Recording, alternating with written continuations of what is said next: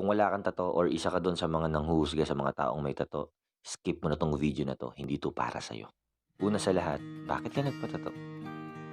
Hindi ko man alam pero sinisigurado ko merong istorya sa likod kung bakit nagpalagay ka ng tinta sa balat mo. Hindi ako naniniwala na nagpapatato ang isang tao para lang magmukhang astig, para lang maging cool. Naniniwala ako na may dahilan kung ba't ka nagpalagay ng tato. Posibleng simbolo ng pag-ibig, simbolo ng mga pagsubok na pinagdaanan mo, simbolo ng pagiging matatag, o kaya naman, simbolo ng pagkabigo. Naranasan mo na rin ba na mahusgahan dahil lang sa may tattoo ka?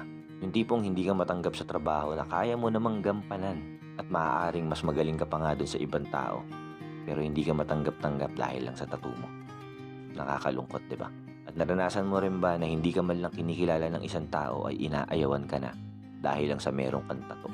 Kesyo masamang tao, ex-convict, addict, hindi gagawa ng mabuti, madumi, matungis, kung ano-ano pang panghusga.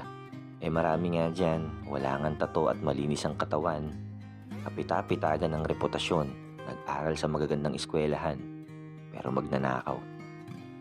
At kung sino pa yung sinasabi nila na mukhang hindi gagawa ng mabuti, sila pa pala yung mas totoong concern sa kapwa nila.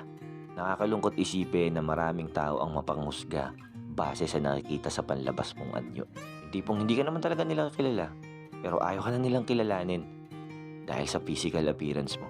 Hindi ko alam kung bakit nila pinapakialaman ng buhay ng mga buhay.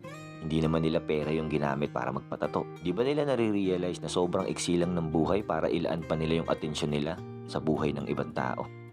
Ang tanong, sino ang nagkakasala? Yung mga taong may tato na wala namang ginagawa o yung mga taong nanghuhusga base sa nakikita ng kanilang mga mata?